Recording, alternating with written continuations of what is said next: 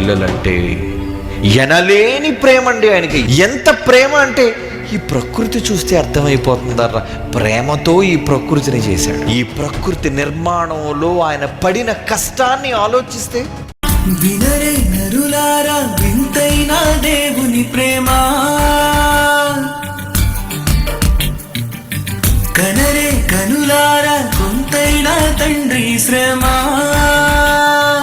విస్తారమైన ఈవులను నీకిస్తే విలువైన జీవితాన్ని అనుగ్రహిస్తే, విస్తారమైన ఈవులను నీకిస్తే విలువైన జీవితాన్ని అనుగ్రహిస్తే, విరివిగా ఫలింపక వివేకముతో నడువక వాక్యంతో వెలుగక అనుకువతో మెలగనిచో అంధకారమే మరణాంతరం ఆరణీయ